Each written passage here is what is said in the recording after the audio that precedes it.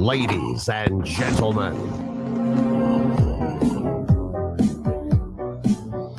Movies with Mark. Can't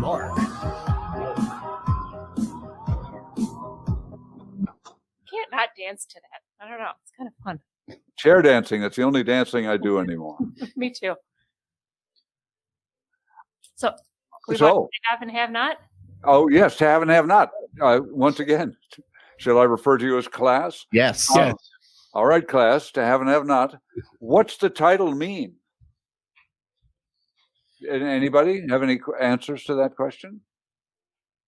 Have not. I didn't think about it. I didn't either. Movie. Didn't know there was going to be a test. Oh. Well, I didn't think about it until really just this moment when we were talking about other things. But it means, obviously, there are those who have and those who have not, which is applicable really directly to the times we're living through right now. I mean, with income inequity, wealth inequity, all the different things. There are those who have things and those who don't have things, but the movie doesn't have anything to do with that really, except that it takes place at the beginning of World War II. It takes place in Martinique, which was held by the French, which had just been taken over by France, had just been taken over by the Vichy government. Therefore, French protectorates or mandates were also taken over by the Vichy government, which, for those of people who are unaware of the European history during World War II, the Vichy government was the government that when the Germans invaded France said, "Oh, we're so glad you're here. Come on in." Much to the eternal chagrin of other French people, the Free French, who were fighting for independence and didn't like what the Germans represented and what the Germans were doing. Anyway, that's all the academic stuff. But the movie has very little to do with World War II, has very little to do with those who have and those who have not, except for the first maybe 15 or 20 minutes with the episode with the wealthy fisherman who's down there fishing on Harry's boat and not refusing to pay him and not paying him and trying to sneak off without paying him. Excuse me. I'm really rambling, aren't I? No, Lauren Bacall's character too. Like, you have a wallet, now you have not a wallet.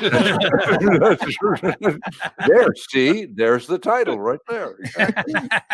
I'm glad you're listening.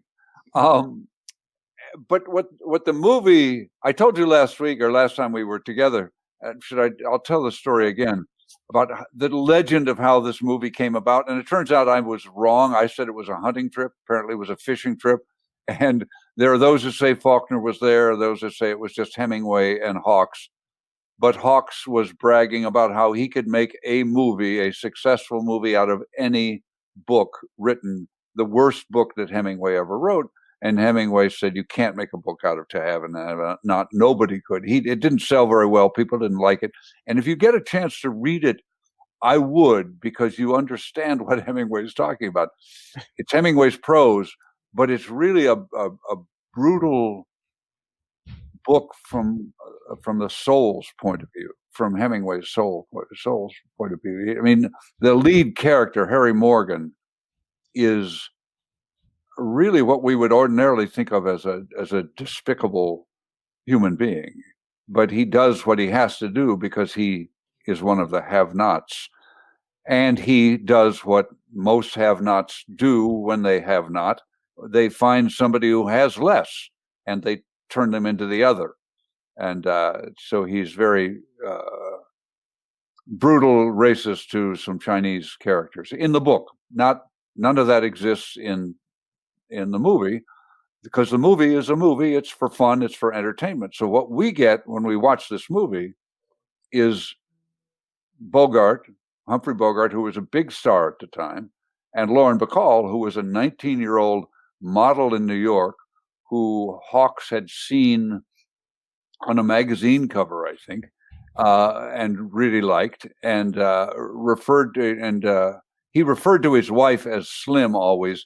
And he called Bacall Slim, and Bogart calls Bacall Slim in the movie, which is interesting. And she, what's her name?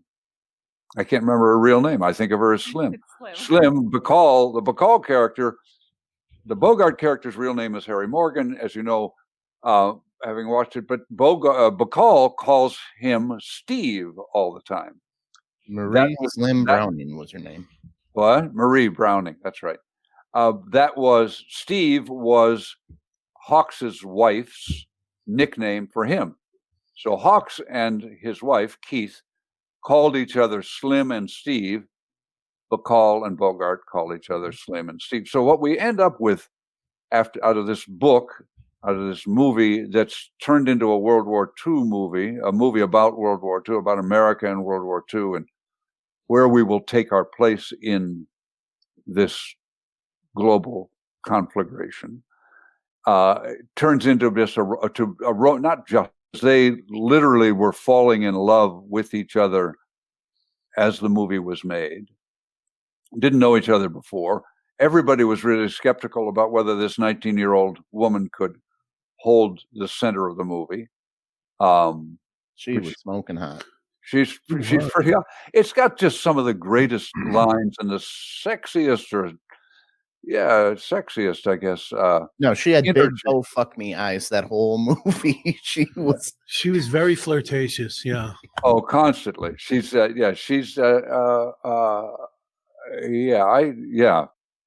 But so that's what we end up with this movie being about. It's about these two people meeting each other and falling in. And oh, that's right. I mean, some of my favorite lines in movies, I was reminded, are from this. I mean, the classic one is, if you need me, just whistle. You know how to whistle, don't you? Just put your lips together and blow.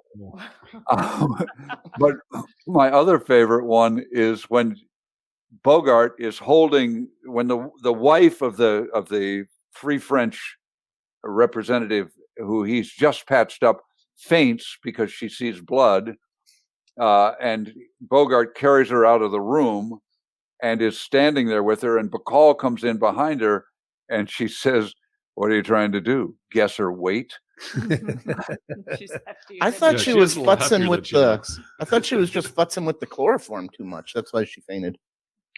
You thought she was futzing with the what? The chloroform. Oh, well, she was, but I think it's a combination of the chloroform. She spilled the chloroform when she saw the blood. Okay. And the chloroform knocked her out. But I think thought she was just taking too long fumbling with it that she gassed herself. Oh, well. She just opened it, and that's why it spilled. Yeah.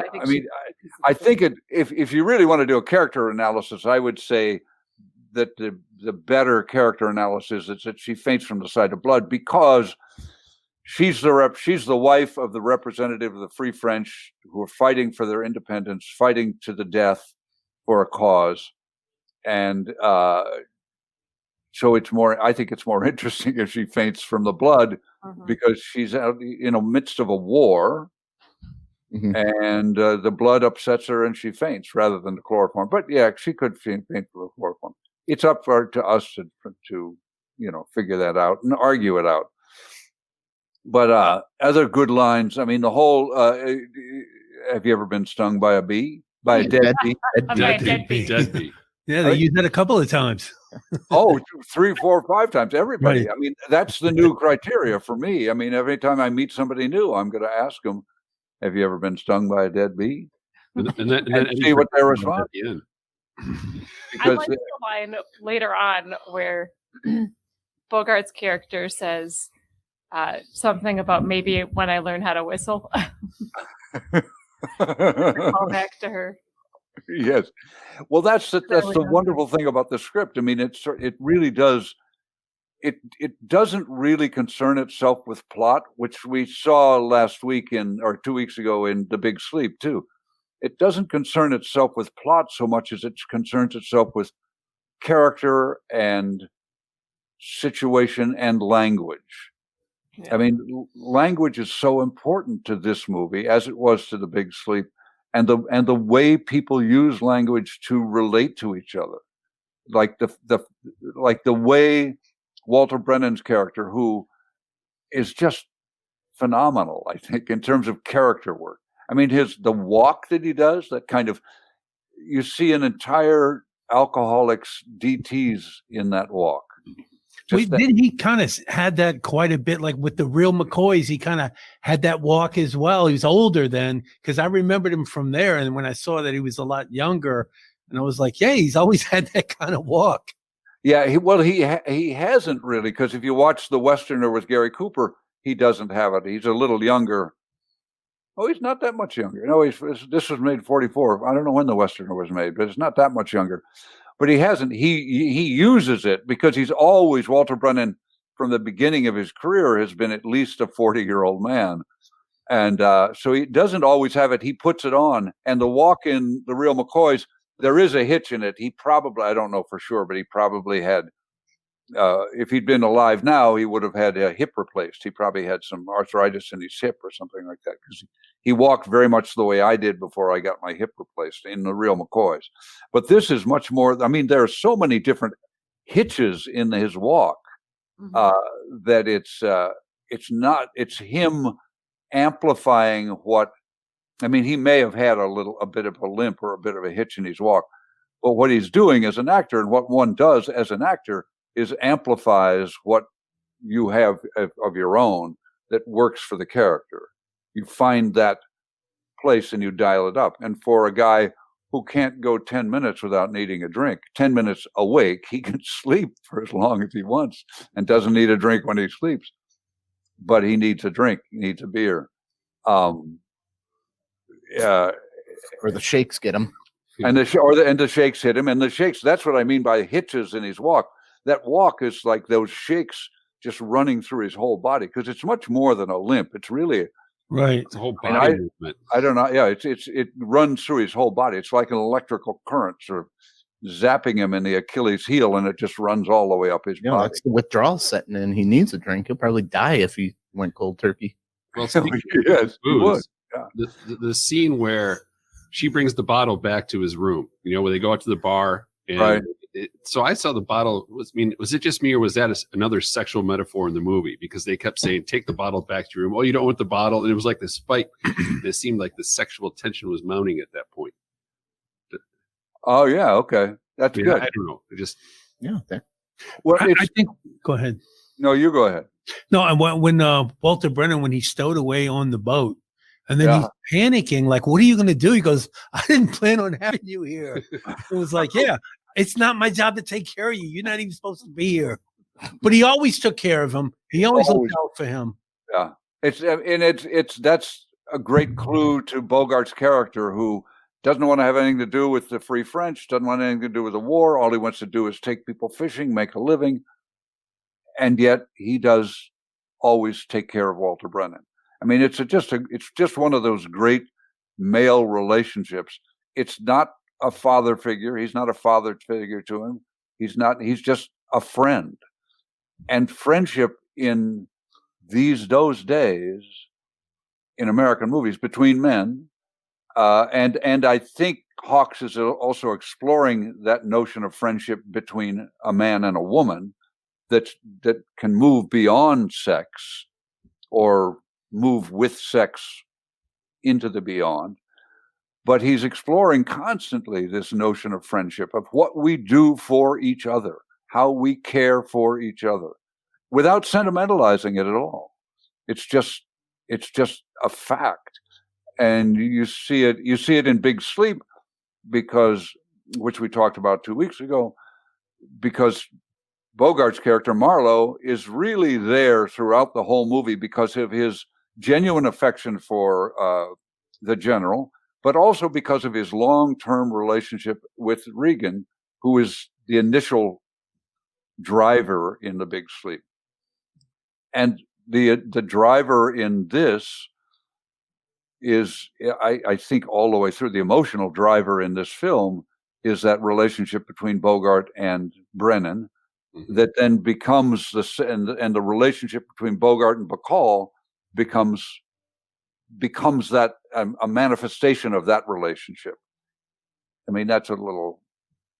Well, I'm going far afield, but anyway, I think that the relationships in these movies and the way language is used to connect people in these movies that we've been watching the last couple of weeks is really one of the most important things, I think. I like the Hoagie Carmichael too. The music. Oh, Hoagie Carmichael for his first movie, first time on film. Yeah, he looked really young. Yeah. And then and her singing too. I mean, like, it's like she kind of had a mature voice for a 19-year-old, but like she was quite a smoker. Like the way she handled those cigarettes, they were all smoking again back in those days, you know. They lit up, and I'm like, for a 19-year-old, she sure handles a cigarette pretty good. And I was like, yeah, back in those days, she's probably been smoking for 8 years already. But even look at one of the final scenes when they come down the staircase before the movie ends and they disappear around the corner. They come down and just into a smoke-induced haze inside that restaurant. Yep. She was really only 19 when she filmed that movie. 19. Yeah, she was 19. She looked much older. Yeah, she does play. She plays older, but vocally, she's always had that kind of deep Lauren Bacall voice. And there's a big rumor about this movie that Andy Williams, remember it? I don't know if you guys know. Oh, I do. Yeah. Who would have been a really young guy at the time, that he dubbed her singing voice, but apparently it's not true. She does her own singing. And she did musicals on Broadway later on. She's not a belter like Ethel Merman or any of those people, but excuse me. I mean, that voice definitely sound like it was. Well, it became sort of the epitome of the somebody used the word smoky or sultry sexuality. I mean, her version of sexuality became iconic, and when people, drag queens do imitations of Lauren Bacall and do that voice because they can, because they've got that sort of low masculine thing. I did a film with her once. Oh, no kidding. Really? Yeah, a film called Mr. North. We shot. John Huston was supposed to direct it, but he got sick, and his son. He was supposed to act in it, and his son Danny was directing it. And everybody came out of the woodwork and did it because it was John Huston. But John got sick, and he called Bob Mitchum and asked him if he could come and do it. So Mitchum came up and did the part. But it was very low budget. There it is, Mr. North. We all sat. We didn't have honey wagons. We didn't have trailers, so we all sat together in this big room while we were shooting this one long scene at a courthouse for a couple of days. And Mitchum and Harry Dean Stanton and David Warner and myself all sort of sat in one corner, and Betty Bacall, because everybody called her Betty, because that was her actual name. Betty Bacall sat in the opposite corner, I think because that was the women's corner and we were in the men's corner.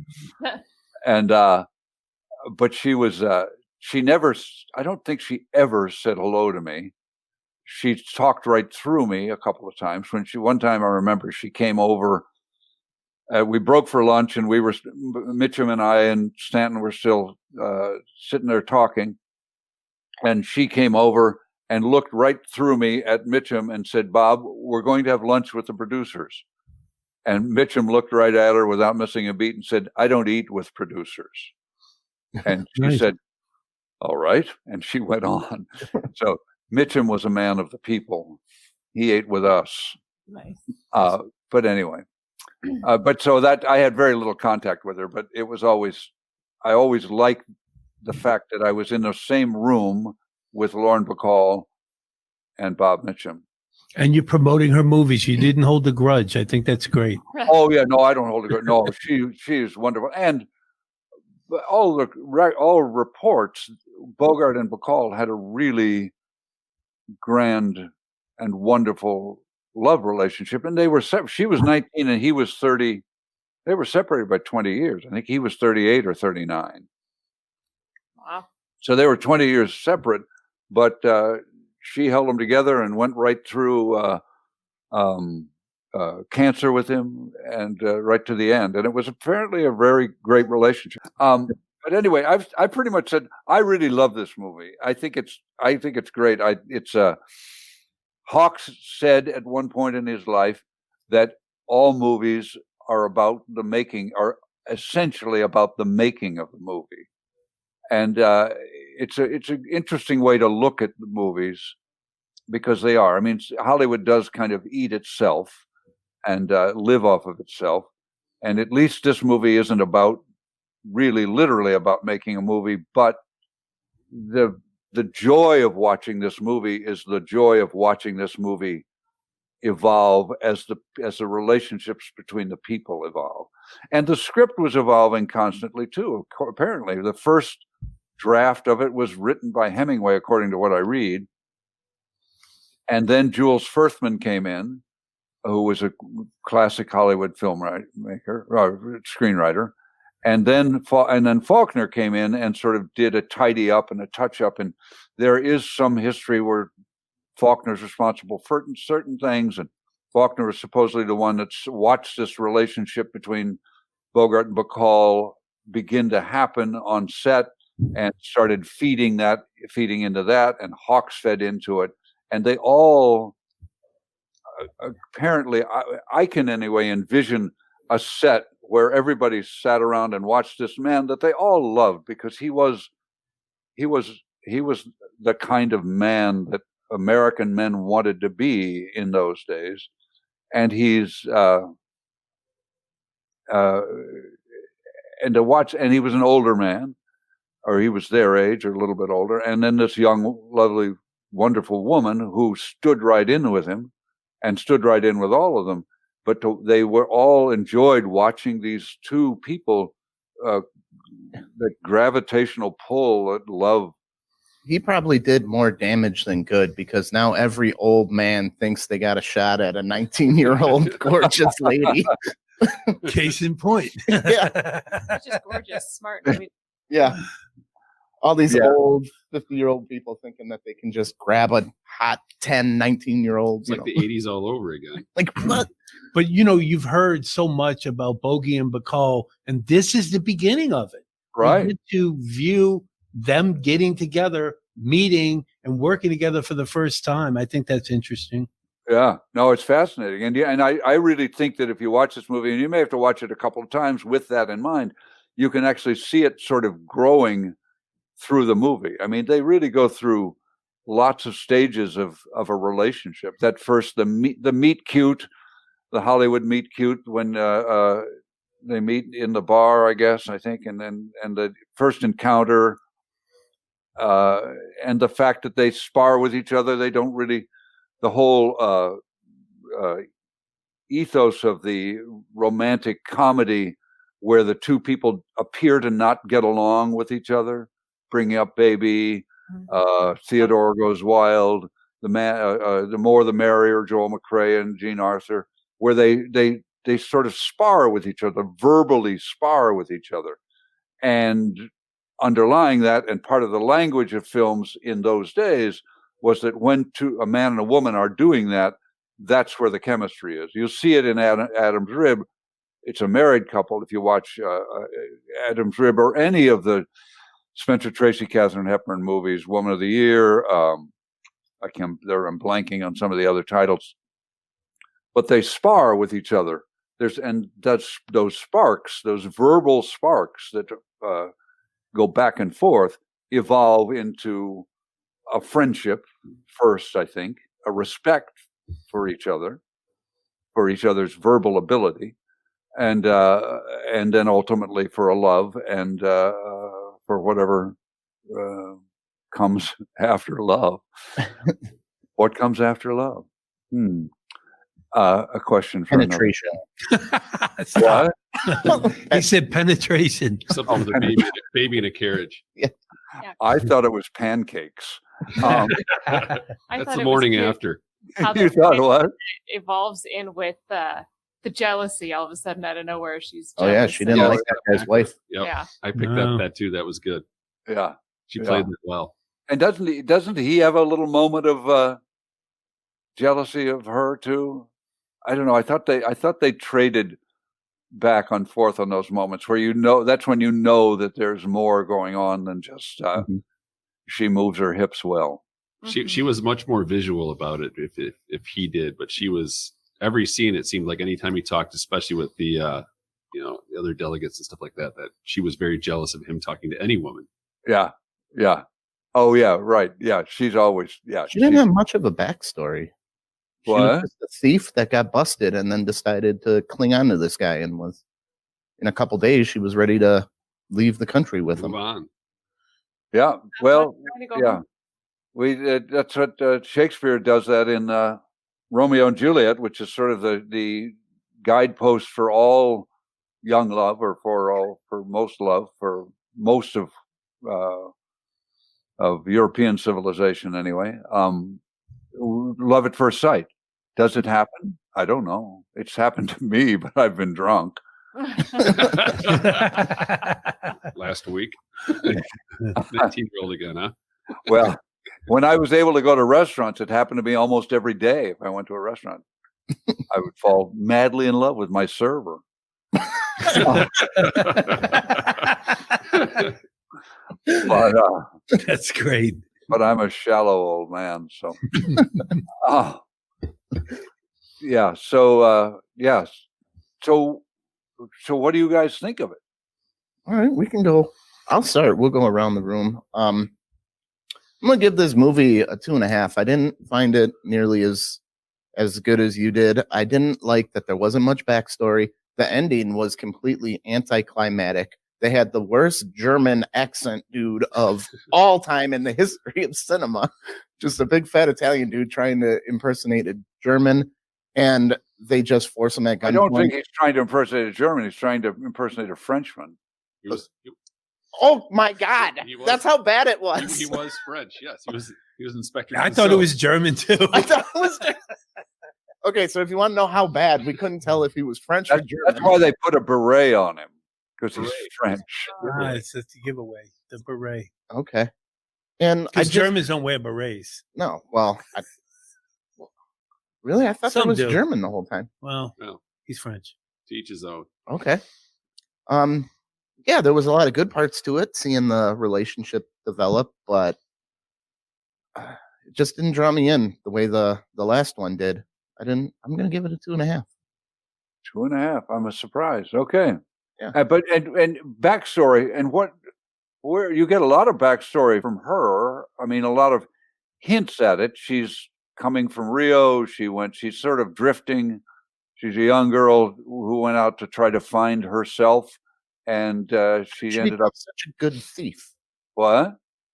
He said, "Wow, you're really good at this. You're such a good thief. How'd she become such a good thief?" I mean, and then Well, I don't know. It was there are women have to do a lot of different things to make it alone in the world, and she's trying to make it alone in the world. She's trying to be herself and make it herself, and you've got to do a lot of different things. You got to give up a lot of different stuff. It's not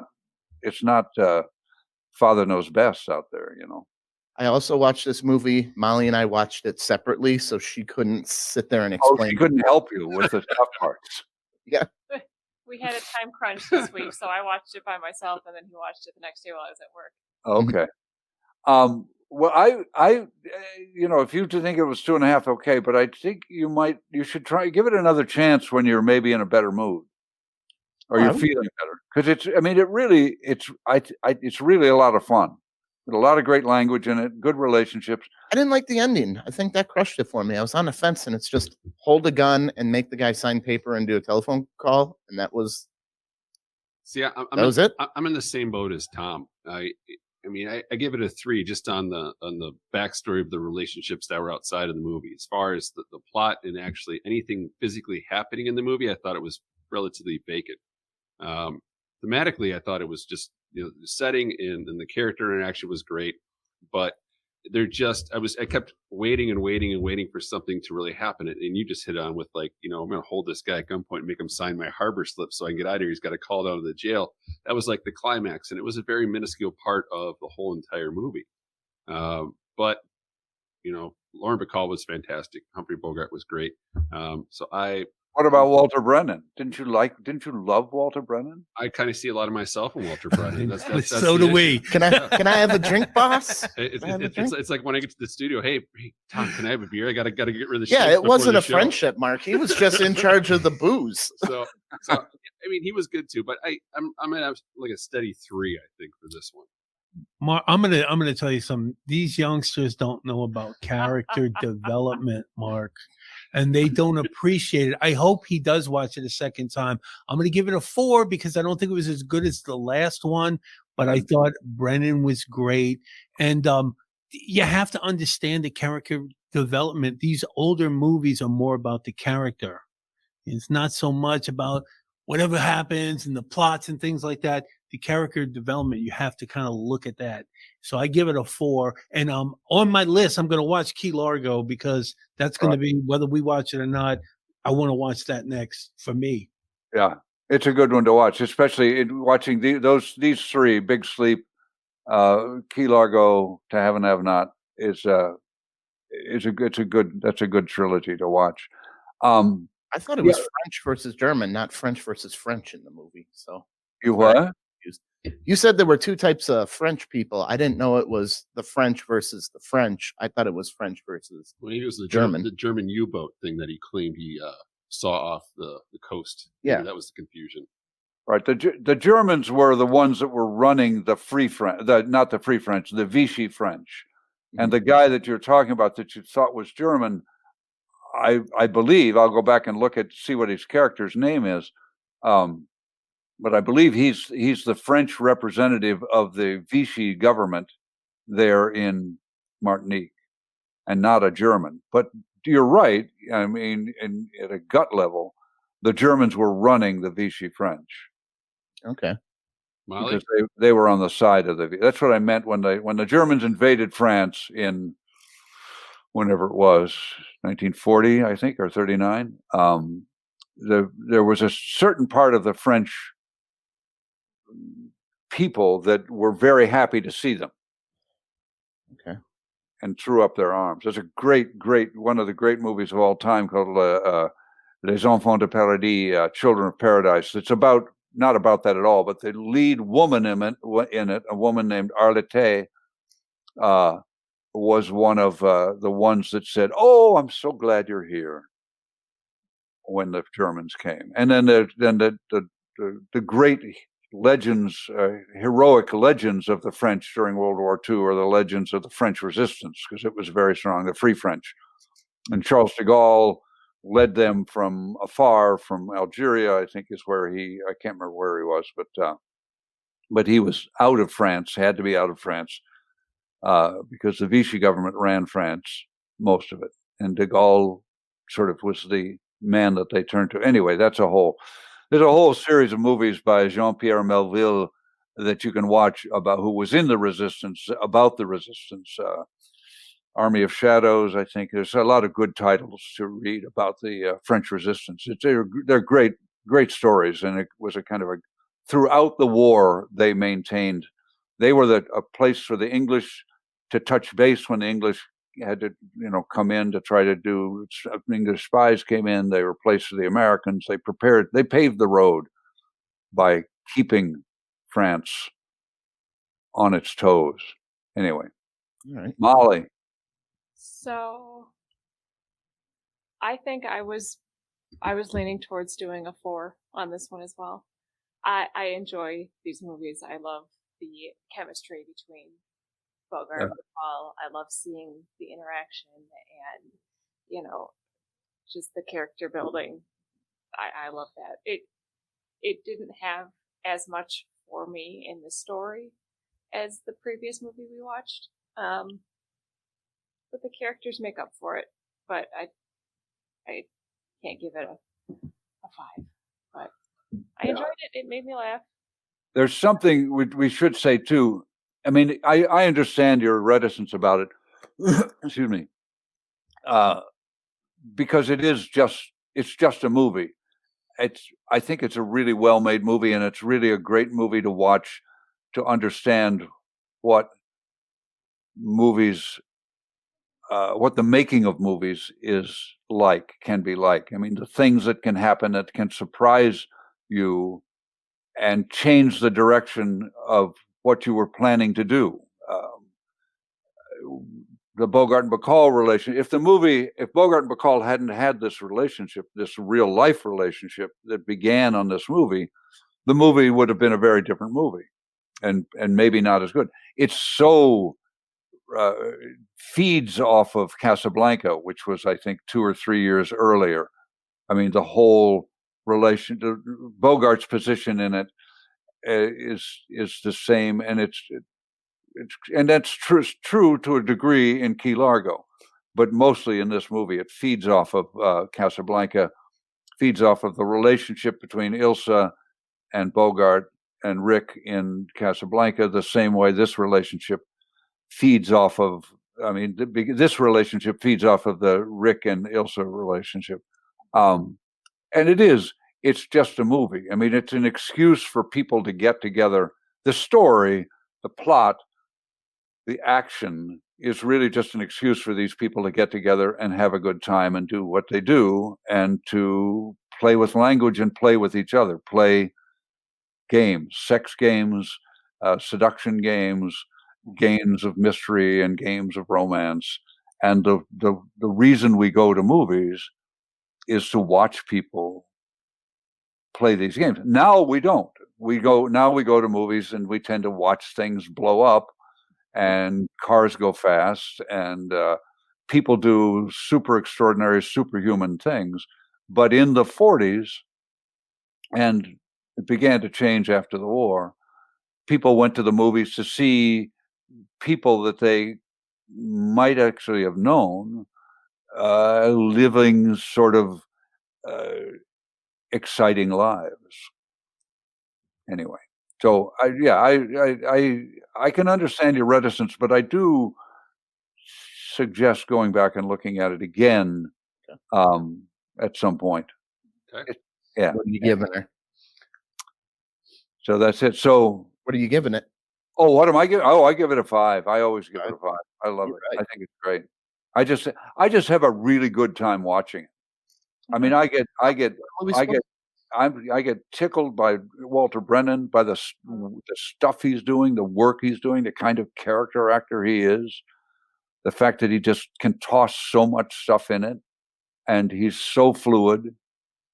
And I love watching Bogart and Bacall come together, and I like the fact that they've hung it all on this flimsy thread of a movie about America getting into the war very reluctantly. I mean, we didn't just jump in on December. I mean, we did just jump in.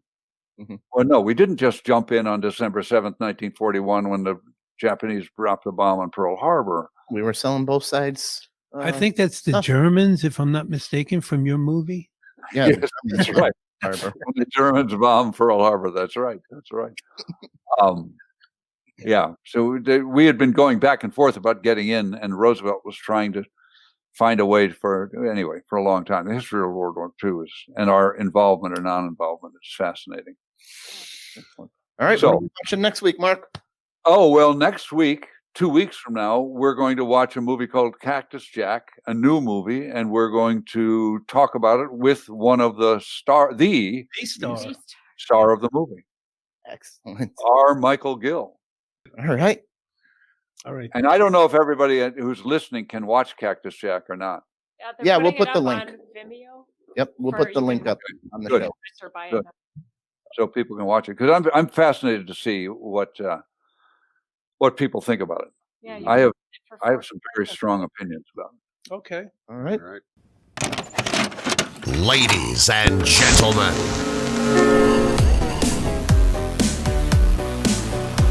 Movies with Mark.